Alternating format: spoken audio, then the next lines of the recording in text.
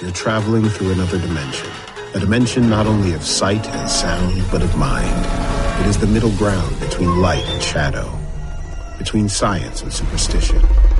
And it lies between the pit of one's fears and the summit of one's knowledge. You are now traveling through a dimension of imagination. You just crossed over into the Twilight Zone. Hello and welcome to a bonus episode of Anthology, presented by ObsessiveViewer.com. I'm your host, Matt Hurt, and if this is your first time listening, Anthology is one man's examination of the Twilight Zone as a first-time viewer. Each podcast, I share my first impressions, analysis, and overall thoughts on Rod Serling's iconic series, one episode at a time. However, in this bonus episode review series, I'm reviewing Season 2 of Jordan Peele and Simon Kinberg's Twilight Zone reboot on CBS All-Access, hosted by Jordan Peele. You can find more of Anthology as well as full episode archives separated by main episodes and bonus episodes at anthologypod.com. And if you want to contact me, you can use the Facebook page at facebook.com/anthologypod, tweet me at OVAnthologypod, or send an email to matt@obsessiveviewer.com. Finally, if you want to support the show and get access to exclusive content, go to patreon.com/obsessiveviewer and pledge a minimum of $1 per month for an exclusive RSS feed with content recorded specifically for Patreon supporters. In the Patreon recording that I just recorded for this recording, I talked about the 4th of July and Hamilton on Disney Plus, and a little bit of The Bad Batch from Anna Lily Amirpour, which I didn't actually finish, so that's not a full review. So anyway, check that out, patreon.com/obsessiveviewer. And yeah, let's get on with the show. Today on the podcast, I'm going to be discussing Ovation. It's the 4th episode of the Twilight Zone's 2nd season, and it premiered on June 25th, 2020 on CBS All-Access. But before I get to that review, I do have some pre-review notes from previous episodes and everything. Now, last bonus episode was The Who of You, which I recorded before I recorded the other episodes, basically, or before I recorded Downtime. So I didn't get a chance to share any feedback or anything from the Downtime review in the last episode because time travel. So I do have some feedback about Downtime, but what I want to say first is I have a correction. In my review of Downtime, I mentioned that it was the first time that Jordan Peele doesn't appear in the closing narration on the show, and that is just 100% incorrect. Like, in the episode, I even refer to it, and I correct myself and say, well, he didn't appear in Blurry Man, but he also did not appear in the end of Replay, or 6 Degrees of Freedom, or The Blue Scorpion in Season 1. And those three, like, at least Replay and 6 Degrees of Freedom were two of my favorite episodes from Season 1, so I'm just kind of amazed that I had such a brain fart about it. Yeah, and then there was an article on IndieWire.com. The headline of it was that the Twilight Zone, Jordan Peele's reboot, won't recreate old episodes, which I thought was funny. I didn't really go into depth in actually reading it, but just that statement kind of hit me as kind of funny, because as much as they don't want to admit that Nightmare at 30,000 Feet was a remake or a riff on Nightmare at 20,000 Feet, I think in the commentaries they reference it as just saying like, well, we just wanted to make the title something that was similar to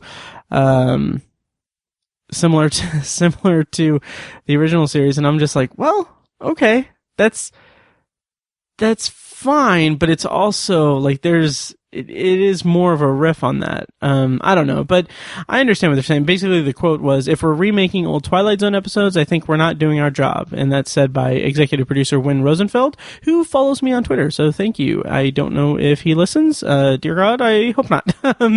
Actually, no, I'm proud of the show, and I'm proud of my reviews, and I'm proud of, the stuff that they're doing, because they are doing really, I am a fan of this iteration of the Twilight Zone. I will go on record and say that now, and I hope that it gets renewed for season 3.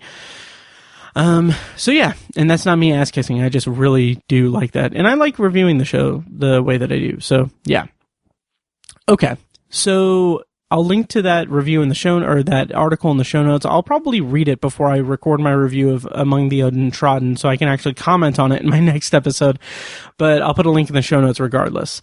And then the other piece of feedback and everything that I have before going into my review is that I got some good feedback on the episode Downtime. So Shelley on the Facebook page had a very nice, well thought out comment that I'm just going to read and everything. So Shelley writes, hey Matt, I really like this one, and this is about Downtime, by the way. So she said, hey Matt, I really like this one and had some thoughts on points you raised. For me, I think the point of the CSR is to settle down upset clients so they keep coming back for more as happy customers. So I think this is why she has so much power in this virtual society. It's all about keeping the system rolling because nobody is disgruntled enough to break character, shatter the illusion, etc.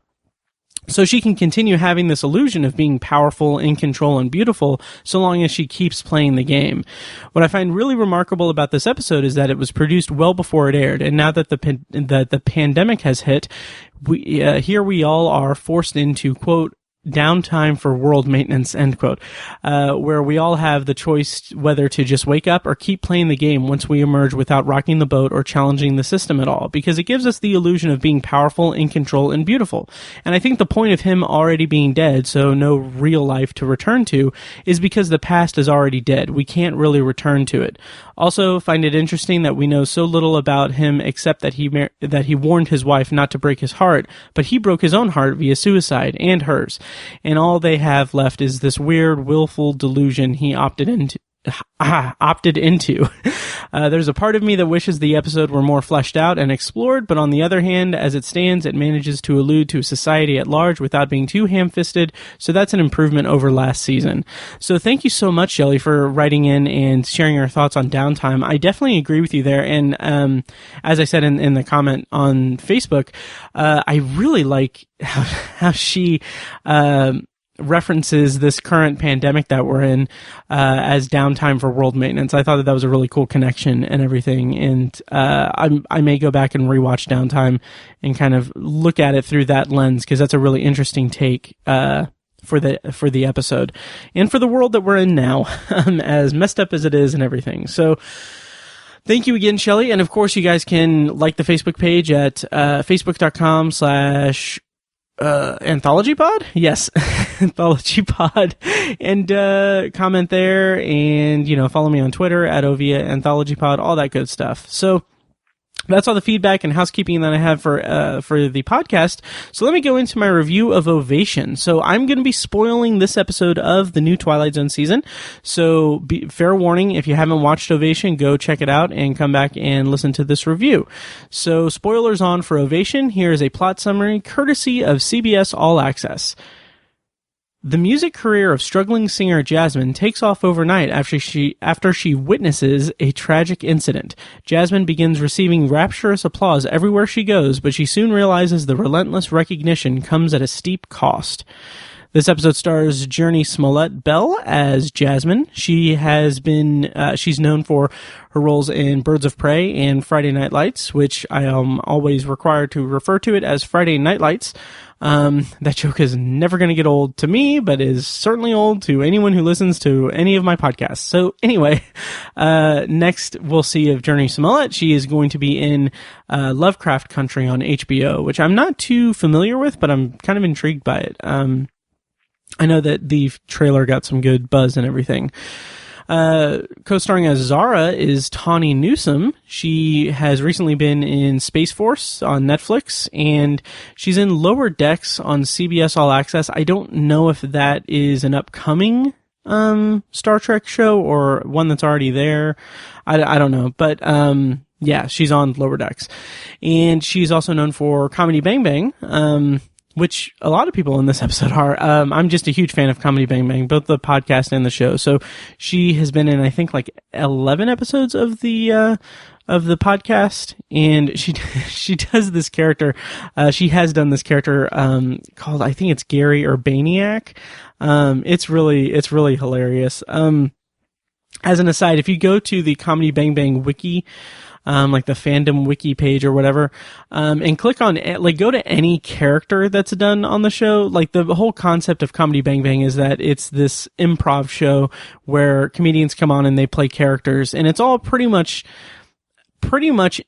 completely improvised. Like, they have some basic stuff. It's hosted by Scott Aukerman, who I have just tons of respect for. He's great. And he kind of plays the sort of straight man to all the crazy characters and everything. So when you have characters that come back to the show and everything, and they do this improv thing where they just improvise backstory and improvise concepts and everything. So if you go to really any character's wiki page on there and just read like the summary of their character, it is just insane. It's nuts, the lengths that it goes to. Like, I'll put a link to Tawny Newsom's character of, I think it's Gary Urbaniak or Urbanski, and just go to that link and just read the summary of that character, and it's so ridiculous and hilarious. So anyway, she plays Zara, and as JJ Malloy is Thomas Lennon, who is known for Reno 911 and Night at the Museum, and a ton of writing credits as well. He was also in I Love You Man, and obviously, well, not obviously, but he is also been on Comedy Bang Bang several times, so I know him from there too. And then kind of rounding out the cast is Paul F. Tompkins as Jimmy O'Malley, the talk show host. He's known for BoJack Horseman and, you guessed it, Comedy Bang Bang. So I actually copied and pasted his summary on the Comedy Bang Bang wiki page because I have tons of respect for Paul F. Tompkins. He's amazing, and one of my favorite podcasts is Freedom with him and Scott Aukerman and Lauren Lapkus. And it's super just fun to hear them riff and just kind of talk and everything. So anyway, this is from the Comedy Bang Bang wiki page. Paul F. Tompkins is the most frequent guest and occasional co-host on Comedy Bang Bang, the podcast, as well as the TV show. He has been a guest on most of the comedy podcasts on Earwolf Network. He currently appears alongside Nicole Parker on The Neighborhood Listen and with Scott Aukerman and Lauren Lapkus on Freedom. Several of his characters from the CBB universe also appear on the Super Ego podcast. In September of 2014, Paul officially joined the cast of Super Ego to the delight of all involved. He also used to host the podcast Spontaneation with Paul F. Tompkins, the Dead Authors podcast, and the Paul F. Tomcast, and was a regular on the Thrilling Adventure Hour. So I just have tons of respect for Paul F. Tompkins, and I was delighted to see him on the Twilight Zone. Writers for this episode were Emily C. Chang and Sarah Amini, who previously wrote the first episode of the season, Meet in the Middle, which I was a huge fan of that episode. If you heard my review, I was quite taken with that episode. Director for this episode was Anna Lily Amirpour. She directed the season 1 episode A Traveler, and she also directed the aforementioned A Girl Walks Home Alone at Night and The Bad Batch. And also on Netflix there is a new series of short films called Homemade, and she directed episode 17. Basically, it's just a bunch of people who have made homemade films, like filmmakers who have made homemade films in quarantine and everything. So I haven't been able to check it out, but each episode looks like it's about 10 minutes long, and she directed episode 17. So check that out on Netflix. So, Ovation. My initial thoughts before I get into my full review. I thought it was solid. It is kind of I don't know, like the concept of crowds clapping regardless of talent or content is weirdly similar to The Comedian from season 1, so that kind of threw me off a little bit. But also, kind of more importantly and bigger than that, is that the ending to this episode was just really pretty lackluster for me. The episode kind of takes a certain shift more than halfway through, and then I just couldn't really get on board with what happened in the rest of the episode, which I'll talk about in more detail, of course. But overall, I thought that this was just an okay episode, kind of a weak episode overall, but I kind of dug some of the themes and everything that it kind of toyed with. So I'll talk about that in my full review, but those are my initial thoughts. And once again, I'm going to be spoiling this episode right from the jump when I get into my review. So please go back and watch this episode if you haven't already, and come back and listen to my review. Okay, so the episode opens with Fiji the singer that is the kind of hot commodity in this time in the Twilight Zone. So, we see her being directed in a music video, and okay, first of all, I hate the music video director's directions. It's just something about it just irritates me. like you're an octopus and you've got fire in your belly and you're going after your prey and everything. It just seems like such a cliched like director-ism. I do kind of appreciate that it's a nod to the 6th episode of the season, titled 8. But it just comes across as a little silly for me, and I don't know, it didn't sit well with me. So then Fiji goes to her, not dressing room, but like the makeup chair, and it looks like this is obviously the same set that they used for Blurry Man, because that was their actual set for, the Twilight Zone. And she's sitting in a chair and getting all the makeup done or whatever, and we see a writer behind her saying that, like thanking her for letting her walk around with her, and that the article is going to post in the coming weeks or whatever. And then she says, "I can't wait to see what you do next." And Fiji says, "Yeah, it's going to be a really big hit." And in retrospect, I kind of appreciate the not so subtle foreshadowing. Or it is subtle. But because the next thing she does is she walks in front of a bus, and it's a really big hit. So I kind of thought that was kind of funny, but also it's a little indicative of some of my problems with this episode, because it's tonally just weird, in the grand scheme of things, but I'll get more into that later. So she leaves and she's wandering around or walking around, and she sees Jasmine singing, and this is our introduction to Jasmine, the singer. She's singing for change and everything, and she notices her and goes up to her and, just says, "Hey, I like your song," or "I like your singing." And I like that Journey Smollett isn't like playing Jasmine as completely starstruck. It kind of gives this down-to-earth feel to her, because she's like, "Oh, hey, you're Fiji. This is amazing." And like, it's interesting because like the camera goes back to Fiji, and Fiji just looks exhausted and haunted.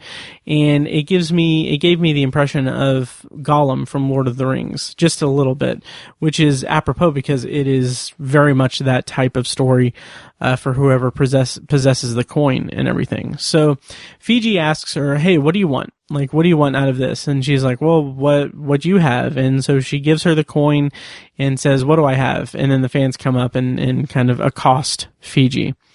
That's when she leaves, and she kind of waves goodbye to Jasmine and then walks in front of a bus and kills herself. Yeah, and that I thought was interesting. It was shocking and thrilling and everything. And something that I do appreciate about the episode is that it doesn't explore that any further. Like, after Fiji kills herself, Fiji's done. Like, the character of Fiji does not factor into the story at all. And I think that that's a calculated thing for the story, because this episode is all about fandom and the kind of artist relationship with fans, and how our kind of pop culture has a short-term memory. So, in a short attention span. So Fiji just kind of killing herself and going away forever is the same as Jasmine getting rid of the coin later in the episode and then going away to the lake house, presumably forever. It's kind of an interesting thing there, because if you're not in the limelight, you don't matter in this story, in this episode. So I'll expand on that a little bit more later, but I just thought that was interesting right off the bat. So Jasmine then comes home, and she lives with her sister and their dad, and she overhears them talking about her because they didn't hear her come in. And they're talking about, like, the dad says that there's a receptionist job, but he can't force Jasmine to apply for it. And then Zara says some kind of cruel things, just saying that he's enabling this pursuit of a pointless dream that Jasmine has to be a famous singer, and that she was just, like, she was singing on the street like a bum all day and everything, which I can understand where Zara is coming from, because she clearly cares about her sister, and she is someone who has a career and has an income and everything, and her sister is presumably living with her, or not presumably, she's definitely living with her, but I guess, I don't know if the I don't know if their dad lives there too. It's kind of confusing. Like, the family dynamic doesn't get explored really at all. And even, especially with the dad, really. The dad is the kind of big, kind of weak link in the episode in terms of the family, because we only see him like twice. And I honestly didn't even notice him in the crowd scene at the Ovation scene later in the episode, until Jasmine said, like, oh, even dad was clapping. It's just, I feel like he was a little underutilized, and I kind of wish it was a little bit more clear.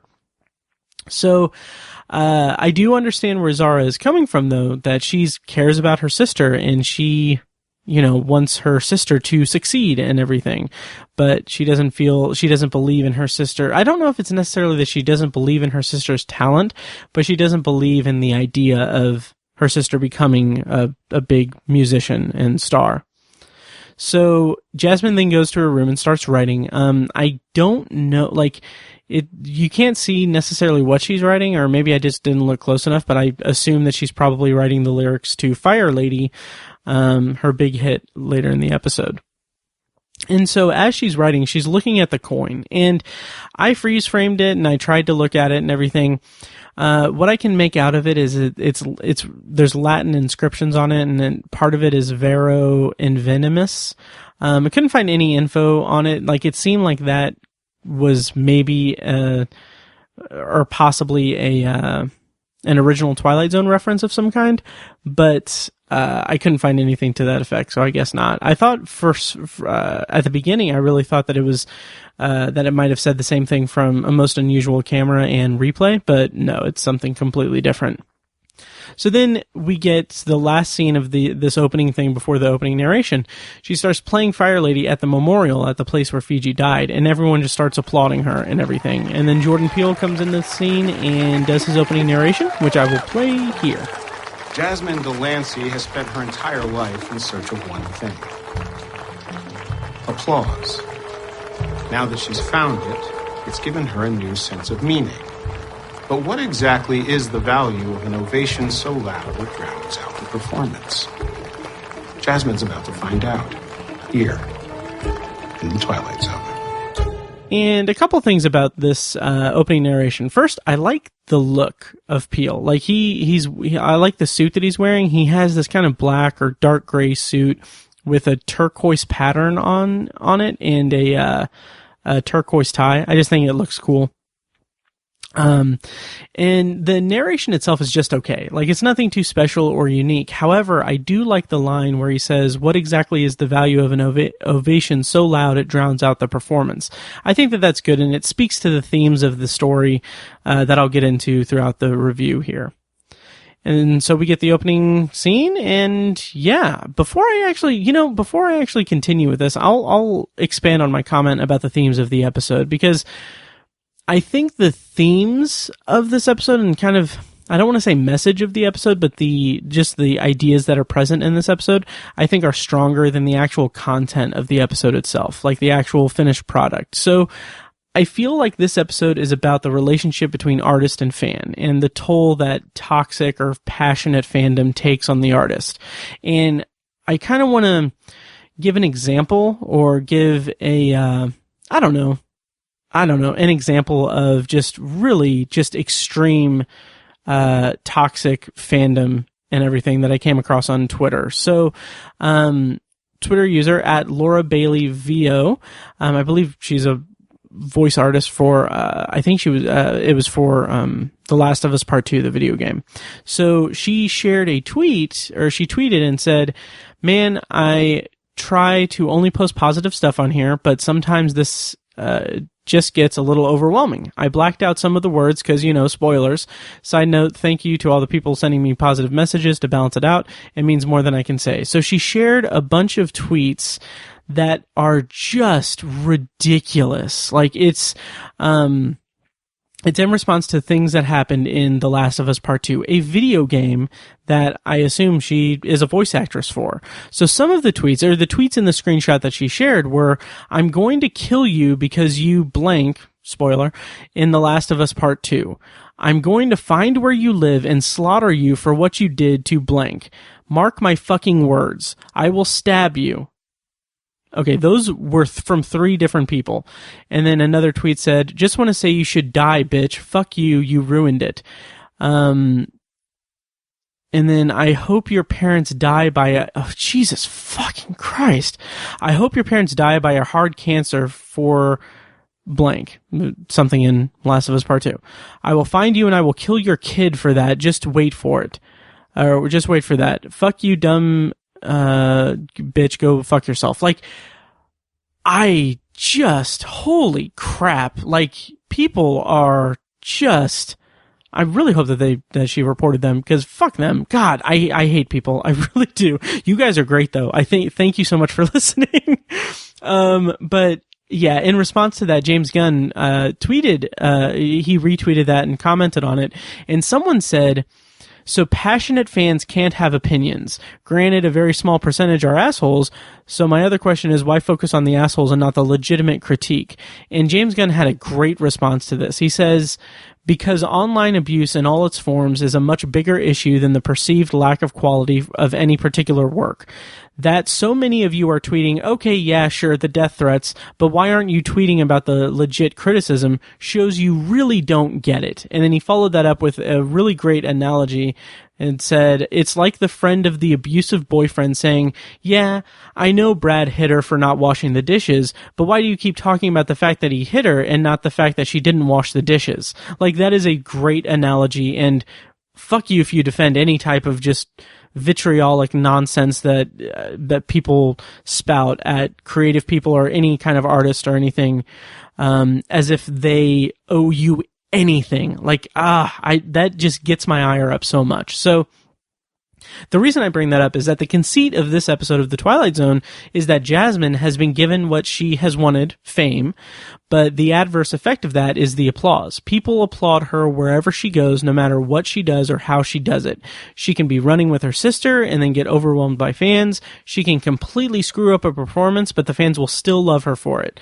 And I feel like this is a good commentary on the concept of idolization of artists and the way that people tend to put their fandom and their love of a particular artist on a pedestal and make their fandom kind of a defining trait of their own personality. And like, I don't begrudge anyone their fandom. Like, if you are a fan of something, if you're passionate about something, that's great. Just be respectful about it. Like, don't be toxic and just crappy toward people. But I think the byproduct of this kind of idea, this idolization of artists and everything, is that the fans believe that they have ownership over the artist's work, which is just patently untrue. Like, that is not the case. And I have a couple of examples that I won't get into too much of a tangent about, I promise. But the go-to example I have is Star Wars. Like, I'm not a big fan of Star Wars really by any stretch, and I've just been watching the whole sequel trilogy as an outsider to the fandom and seeing the response from a vocal minority of fans who are so just entitled and shitty toward the creatives involved with Star Wars. Like, that alone, like, okay, I'm not a fan of Star Wars. Probably my favorite Star Wars movie is The Last Jedi, because it is so unlike any other Star Wars movie, because it expands on a lot of things. I liked it a lot. I'm not going to defend it. I liked it a lot. Listen to the obsessive viewer. But a lot of very vocal fanboys of Star Wars hated The Last Jedi, and as a result, The Rise of Skywalker was the most retcon-laden, fanboy-pandering piece of just barely coherent crap. And it's directly in response to appeasing those fanboys who hated The Last Jedi because it, quote-unquote, ruined Star Wars and ruined Luke Skywalker, which I don't think it did. I think it was a very well-done story, and Rian Johnson is amazing. So I don't know. I hate that. I hate that kind of side of fandom and everything. Another example is the Snyder Cut of Justice League. Fans who were disappointed, I guess, by Justice League, because Joss Whedon had to come in and finish up the production because Zack Snyder had to leave because of a family tragedy. So for years, people have been pestering Warner Brothers and talking about, like, oh, release the Snyder Cut because like, it's not even something that people knew existed or not. Like, it's just like there were whispers and everything that there's a cut of Justice League that is Snyder's vision of the movie. So anyway, they're now getting a special Snyder cut of the movie on HBO Max that's going to come out next year, because pestering studios and frankly bullying them into releasing something like that just worked. And the thing about it is, when they announced it, my understanding is that they announced it as like, oh, it's going to take like this much money to produce it and everything and get it posted on HBO Max and everything. So it didn't exist. But because of the outcry, because of just endless pestering from fans, they're going to release it. They're going to create it and release it, which I don't know. Anyway, my third example is to a lesser extent. Sonic the Hedgehog had to be delayed and the CGI redone because of internet backlash when the trailer came out. And on one hand, yeah, if they have the resources, sure, go ahead and redo the CGI, whatever. Sonic was fine. But also, I feel like that's a slippery slope, because art isn't standing on its own, and it's being altered because of fan reaction before the release of it and everything. So, like, I don't know, I'm firmly in the camp that art should be made and released, and simple as that. Like, you don't have ownership over anything. When The Dark Tower came out, I hated it, but I didn't demand that we see the Stephen King cut of it or anything like that. Like, it's just, it exists, it sucked, I moved on, and I created a podcast in response to it, but still, that's not the same. So anyway, this episode of The Twilight Zone, I'm sorry for the tangent, I hope you guys don't mind, but if you do mind, tweet at me, hashtag release the Matt cut. Jesus Christ. Anyway, so this episode is about the artist, Jasmine. She's being silenced by her fandom. So she has one song, and it is continuously drowned out by applause. And because the fan machine doesn't care about content. They only care about the artist as an idol. And I think that that's a pretty impressive and powerful statement that the show makes. Unfortunately, the episode that it's tied to just wasn't that great. So anyway, to get back to the scenes of the episode, Jasmine is singing and people are applauding her and everything. That's when J.J. Malloy comes up, played by Thomas Lennon. And I really like Thomas Lennon's performance. He's a little over the top, but he's still kind of grounded. And like Jasmine says later in the episode, she refers to him as a corny TV guy.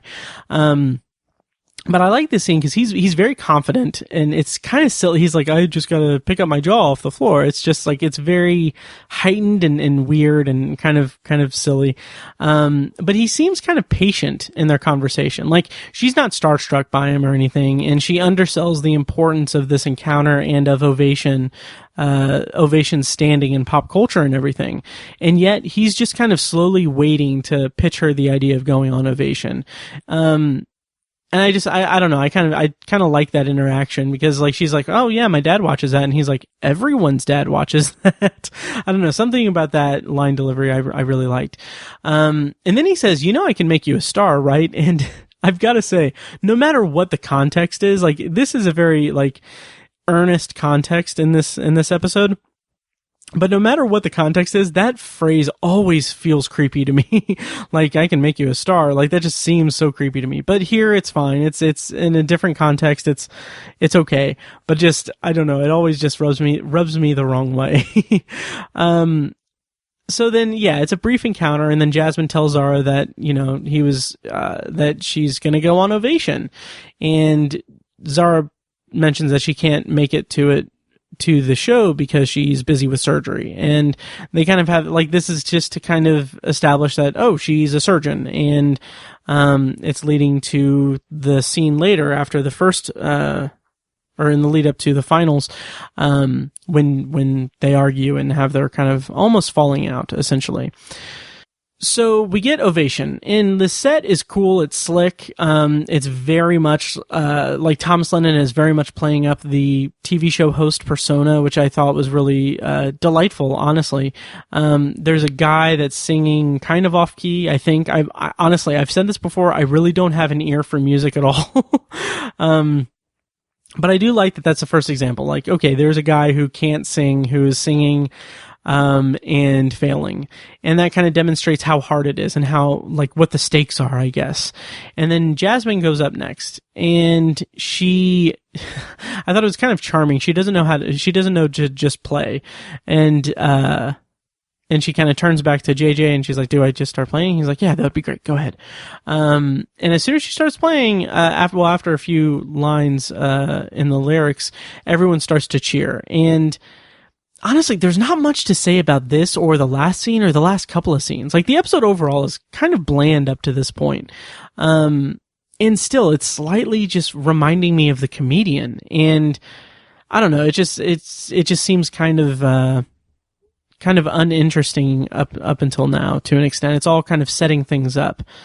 And yeah, so she continues playing, and she doesn't even get to finish the song before the applause starts and kind of overtakes her.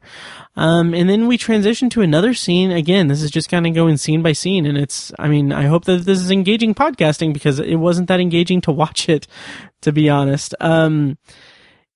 And here is another scene that's just doing a lot of heavy lifting. She's being interviewed for an Ovation TV segment, and she mentions that she learned to play on her mother's guitar, which is the guitar that she still has, and she references the lake house, which comes into play later, of course. And then she also mentions that she and Zara used to write songs together, and that Jasmine sang a song that she and Zara wrote at their mother's funeral, and everyone was just overcome with emotion by it, or they were happy with it, I think. I don't know. But this is all seeding the idea that Zara will become a musician and become Minx later in the episode.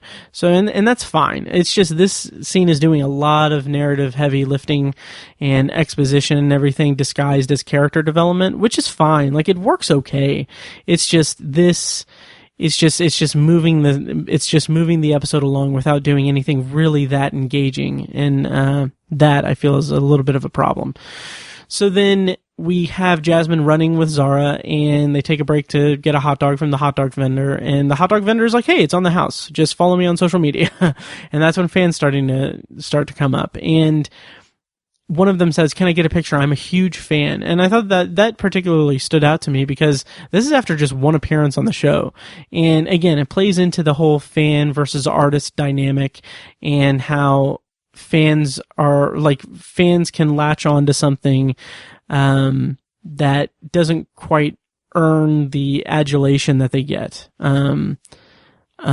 Because it's just part of their personality trait is that they're a fan of this thing. That's my read of it. Maybe that's a cynical view of it. I don't know.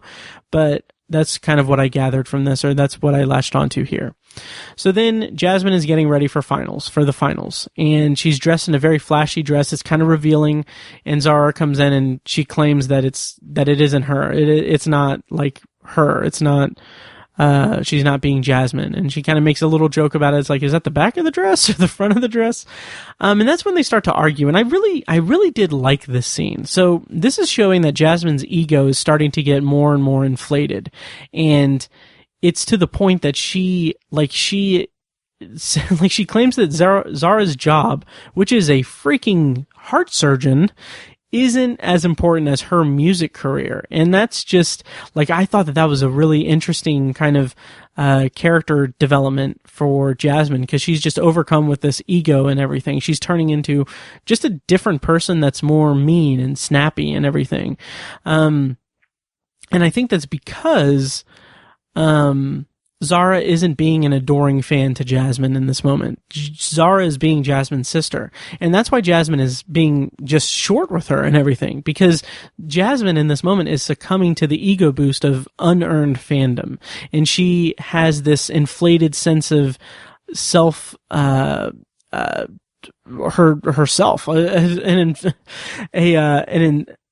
overinflated kind of sense of narcissism, essentially, which is a common trope in the Twilight Zone. So I appreciate this episode for this kind of character development and everything. And then Jasmine, in the height of their kind of little argument that they have, tells Zara not to come to the show, that she doesn't want her there. And that, honestly, to be honest, that kind of bummed me out. Like, that was kind of a good way to kind of put a button on the argument scene. Because it just, I felt the emotion of that. I felt empathy for Zara, and I thought that was, just a really hard scene to watch because it was just kind of emotional, I guess. So then they're at Ovation.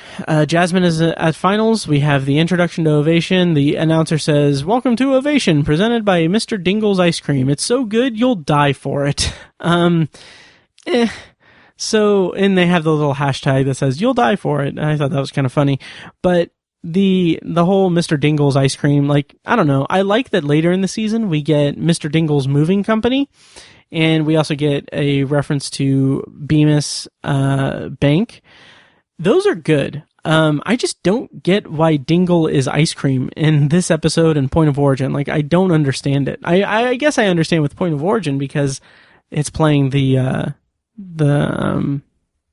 This Land Was Made for You and Me song in ice cream truck tones. But I don't get the connection between Mr. Dingle and ice cream because Mr. Dingle was just a normal guy who aliens gave him super strength. Like, that's it. Like, that makes more sense to have it be a moving company than have ice cream. But I digress. So Jasmine goes to perform, and I like how kind of cheesy / sincere Thomas Lennon is as the host. I just think he kind of nailed that performance. But as Jasmine starts playing, she is getting the crowd worked up, or the crowd is getting worked up and applauding and everything. But she starts to mess up, and that's when she realizes that it doesn't matter what she does. They'll applaud for her and everything. And again, it's the same way that it didn't matter what Samir Wassan did on stage in The Comedian. He still got laughs. And it's just too similar to that episode. And it's weird that, I mean, this series, this version of the Twilight Zone has 20 episodes so far, and 2 of them have kind of a very similar, conceit to it. I thought that was kind of weird. So anyway, she's flubbing it, and she's messing up the performance, yet everyone is still clapping. It's overtaking the sound of the soundtrack and everything, and the applause meter blows up. And every time I've watched this episode, that made me jump and startled me and everything. I just think that was a pretty cool moment. And then after that, we get the phone going off and, with clap emojis waking her up and everything. And we see that there are fans that are gathered outside her house cheering. And man, this, my next note is so stupid, but, like my thought was, God, I'm glad that I'm just a humble podcast mogul. I don't think I'm a podcast mogul, guys. I have 3 podcasts, and yeah, anyway, I'm glad I'm just a humble podcaster because I could not deal with that type of attention. Like, that just sounds like a freaking nightmare, which is the intention of the episode, I think. And it does a good job of demonstrating that. Like, I don't understand how any celebrity can face doing that kind of thing, like being on all the time and having to interact with people that come up to you on the street, and just to interact with you. Like, the dynamic is so weird. Like, the idea that a person's work has such an effect on another person, that person is like, that person interrupting the celebrity's day is literally making the day of the person, and the celebrity has to kind of deal with it. I don't know. It's a weird world. It's a very weird world. And so now that we've seen Jasmine mess up on stage, mess up her performance, I kind of want to talk about another theme that this episode kind of flirts with.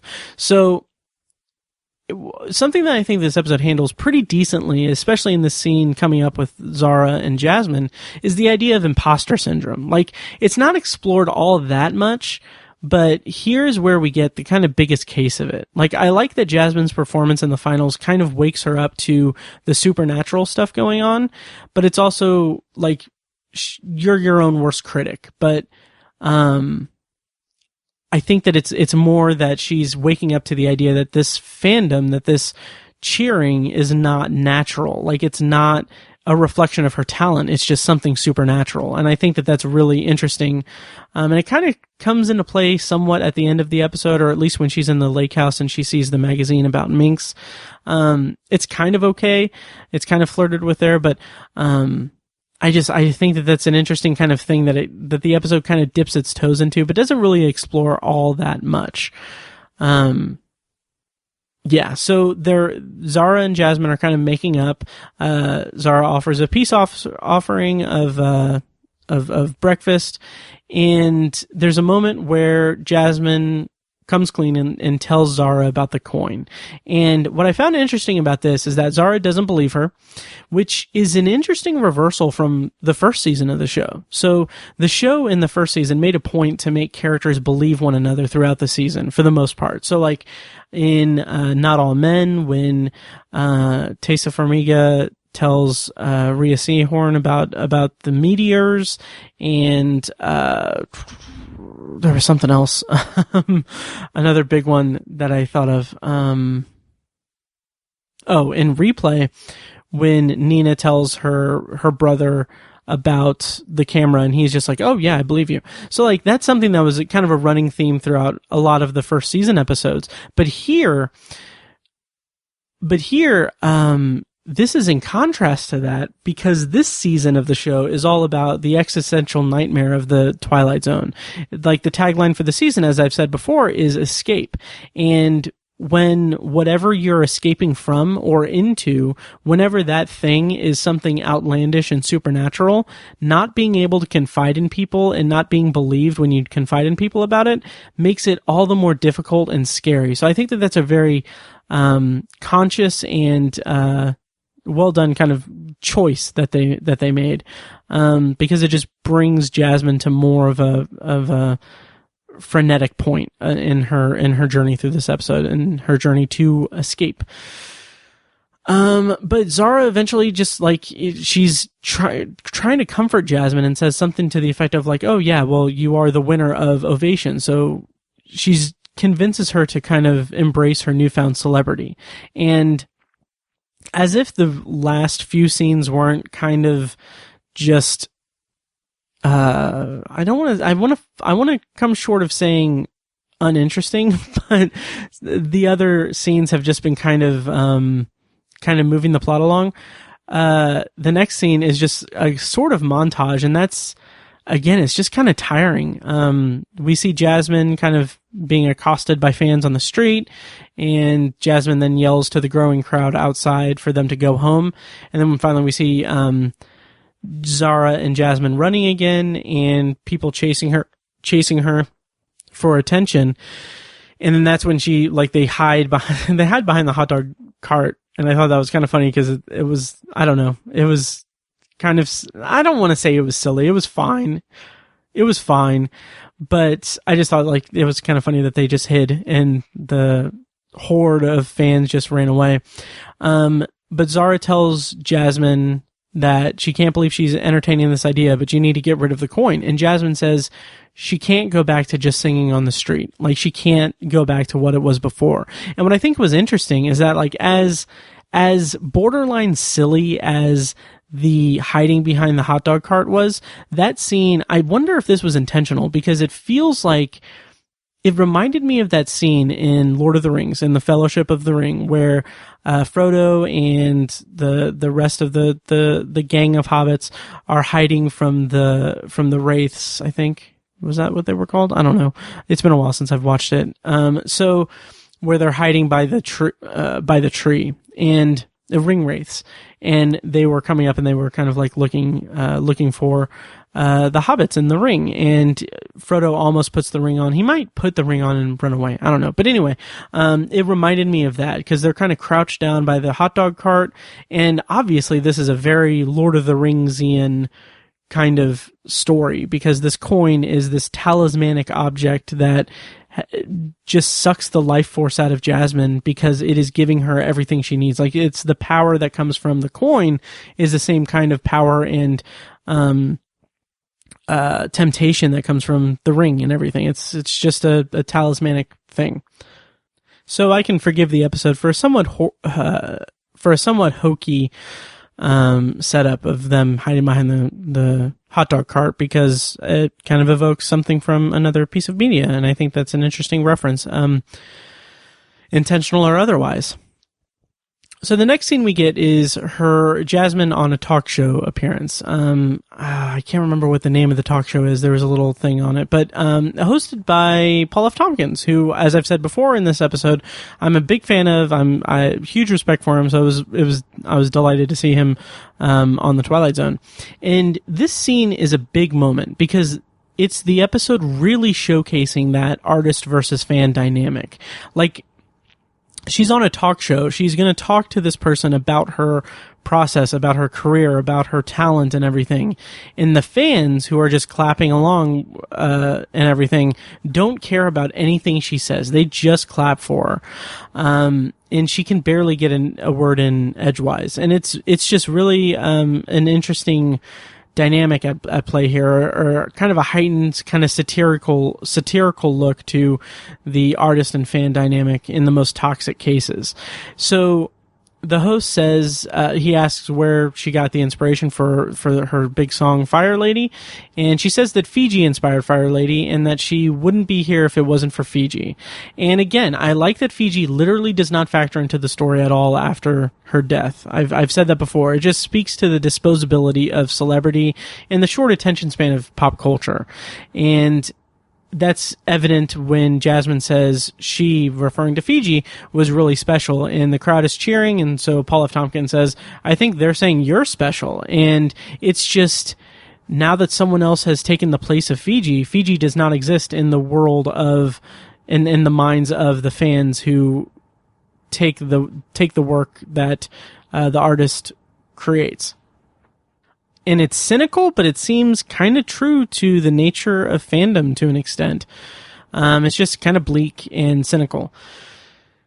And that's when the host suggests that Jasmine sing her song, and she can't even hear him because of the applause. And it's just the episode taking more steps to make it just more enveloping her, and kind of taking bigger and bigger steps to close in on Jasmine and have her be this person that needs to escape this hell that she's in, that she wished for, essentially. So Jasmine leaves the show, and she's being driven away from the studio.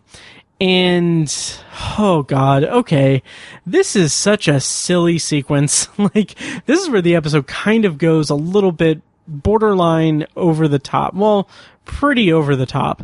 So the driver is driving her. She's in the back seat. It's this black SUV, and the driver turns on the radio, and he's like, "Oh, hey, Miss Delancey, there's your song."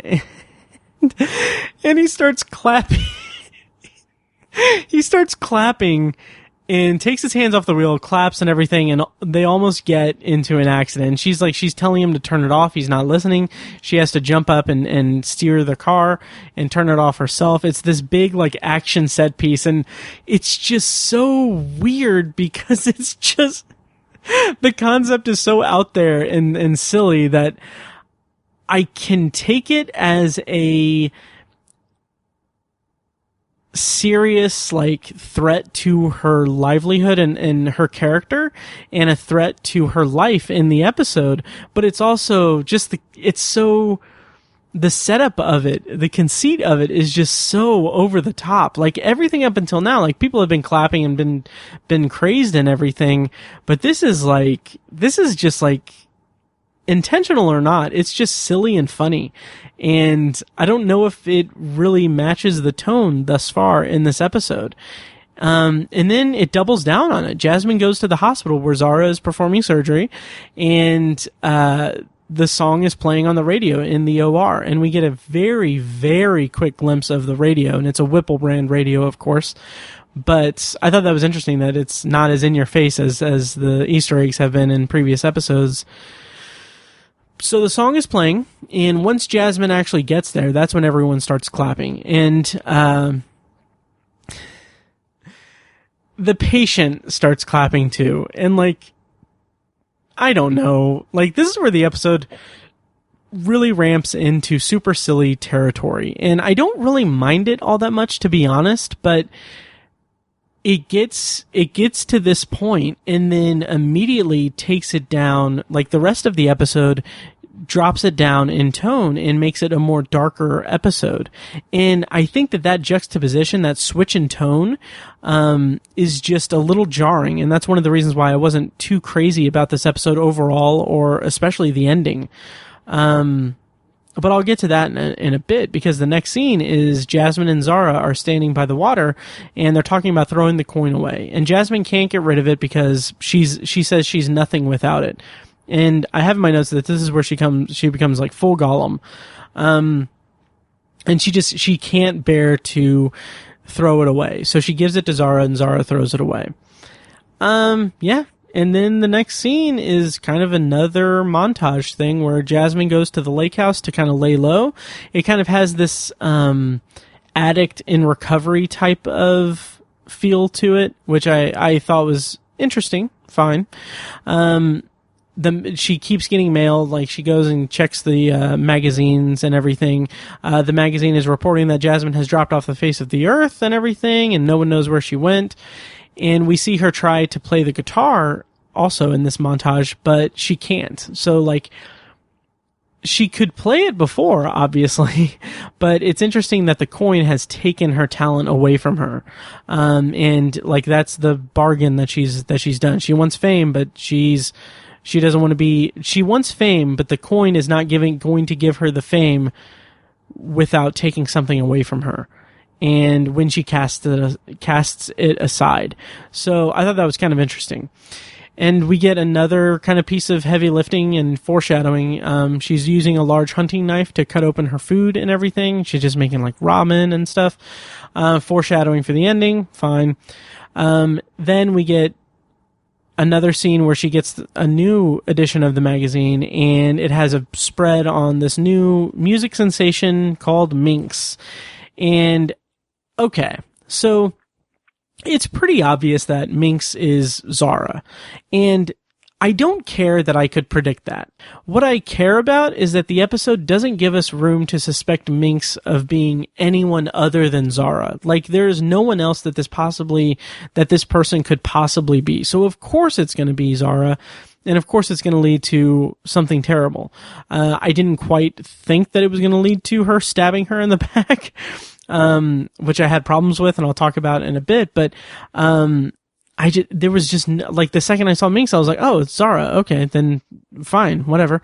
Yeah, I was indifferent to that, and a little disappointed, I should say. So Jasmine is now starting to become consumed with jealousy, and she just is screaming and yelling and everything. So another issue that I have is that I just don't buy that her jealousy and anger over losing everything to some new star is enough to lead her to murder. It's just a really big shift, and this comes pretty late in the episode. There's only like 10 minutes left of this episode, and I guess I can kind of rationalize it by the fact that she did lose everything and is now a shell of a person.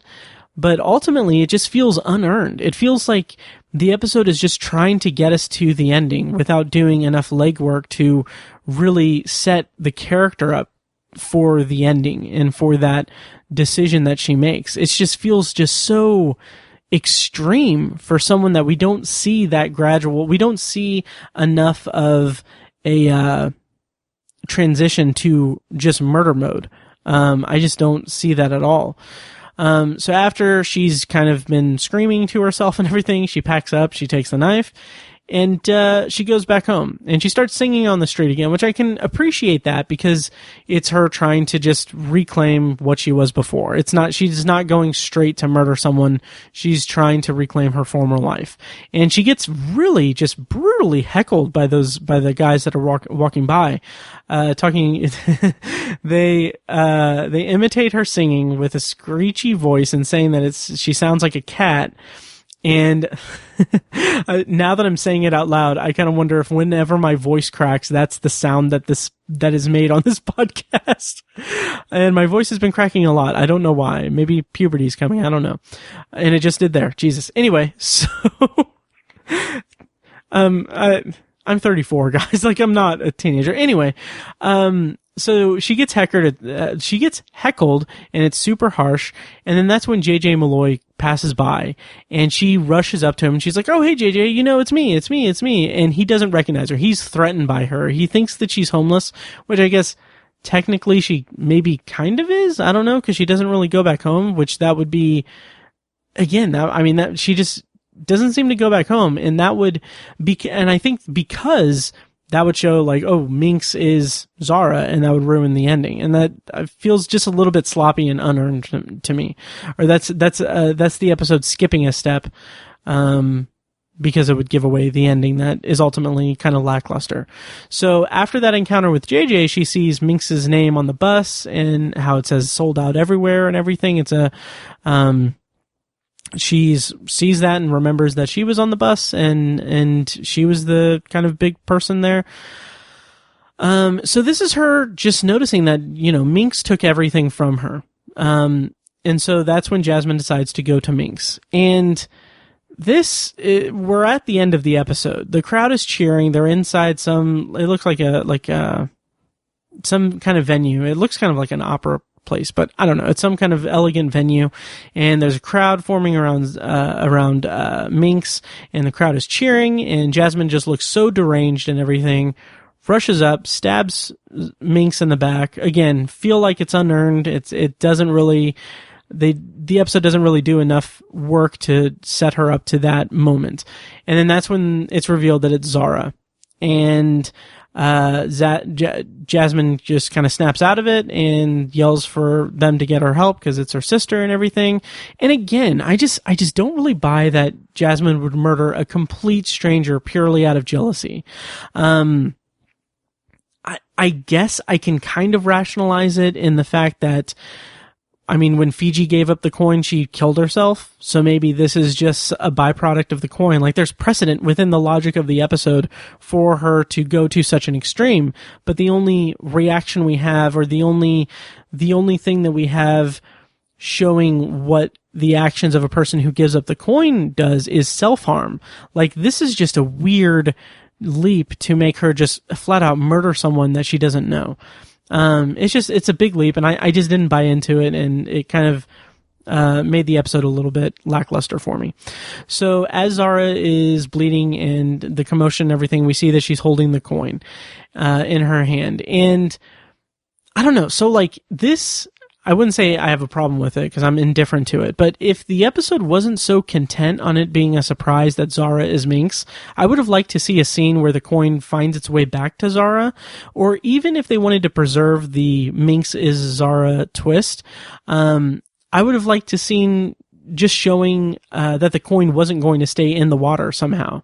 Like they could still hide that it comes back to Zara, but just show that it is on the move, that it isn't out of the picture yet. But again, that also just, the whole fact that Minx is Zara is just a little too obvious and just doesn't really do anything for me. So probably the best thing about this episode, in my opinion, that might seem harsh, is the quote unquote closing narration, because there's no closing narration. So Jordan Peele picks up the coin, looks around, puts it in his pocket with this knowing glare to the camera, and then starts clapping as he walks off screen. And I love that. I thought that was really cool. It was very cheeky and fun, but also it's a very sharp left turn from the tone of even just that last scene. So the episode as a whole is just kind of inconsistent in tone. We have this episode where people are applauding this person just because she's a person, and that's a little silly. And then we have like we have almost a car accident because a driver is just clapping along. We have someone under the knife in an operating room clapping along to the music and everything. And then we have just our protagonist flat out murdering or attempting to murder a complete stranger because she's jealous of the limelight that she gave up and is now transferred over to someone else that isn't her. And then we have the closing scene where Jordan Peele picks up the coin and is just kind of like with a wink and a nod to the camera is clapping along to the crowd as the sister of the protagonist of the episode is bleeding out. It's weirdly like inconsistent in tone, and it just didn't really mesh well with me there. I don't really have any notes or anything as far as the episode is concerned, or any trivia or anything, since it's a new episode, obviously, and I've referenced the Easter eggs that were throughout the episode as I went through the review. I do not remember if oh, yes, I did. Okay, so anyway, that's neither here nor there. So, I did not detect any Stanley Kubrick references in this episode. Maybe I missed something. I don't think I did, but if I did, let me know, because I feel like that was pretty clearly maybe a running thing throughout the season. But I've watched all the episodes at this point, and I don't think I caught any more, except for in You Might Also Like. So maybe just a few of the episodes have that, and then it was just an unintentional thing. I don't know.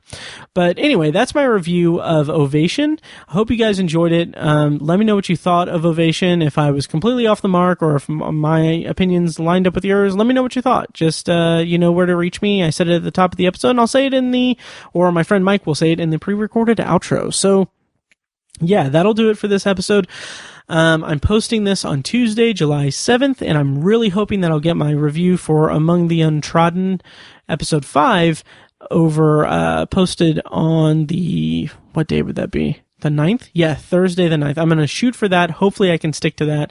And then next week on the show, I'm going to take just a 1-week break from the new series, and I'm going to do kind of a special, between the seasons, review with my friend Tiny that I'm going to bring on. So that'll be coming up soon. That'll be episode 64 of the main feed of the podcast. So, if you're curious what that's going to be, just check the archives on anthologypod.com, because I have it listed there, because I'm an anal retentive podcast mogul. So that'll do it for this episode, this bonus episode of Anthology. Thank you guys so much for listening, and I'll see you next time with the review of Among the Untrodden. So thank you guys, and have a good one.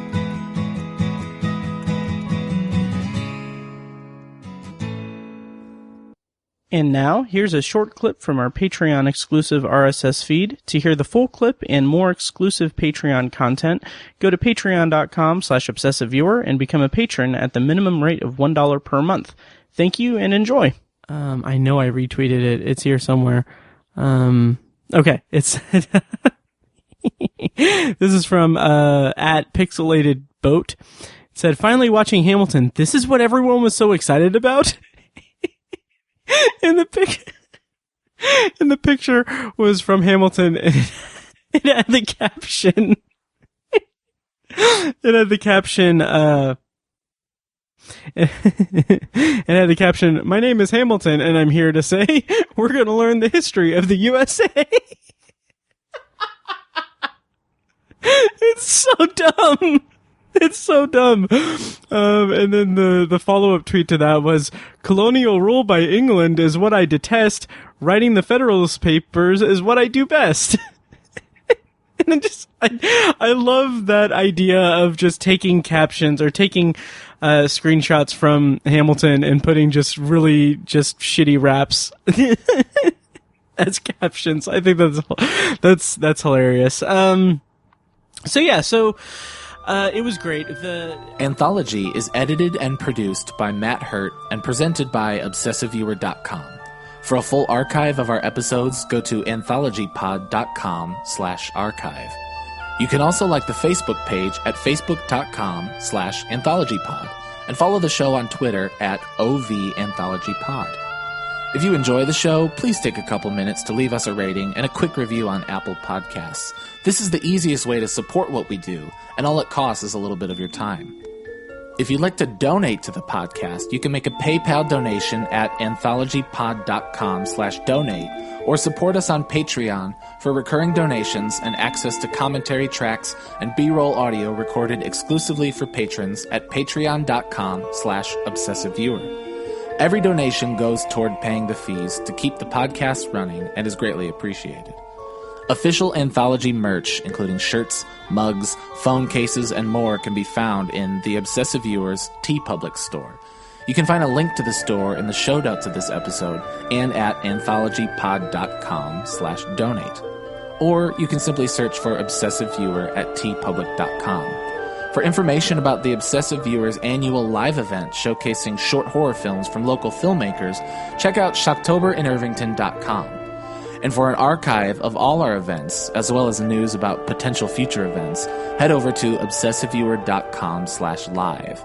For more podcast content, you can find our flagship movie and TV review and discussion show, The Obsessive Viewer Podcast, at obsessiveviewer.com, and on Twitter at obsessiveviewer. You can also find Tower Junkies, a podcast where Matt and co-host Tiny share their love of all things Stephen King and his magnum opus, The Dark Tower series, over at towerjunkiespod.com and at towerjunkiespod on Twitter.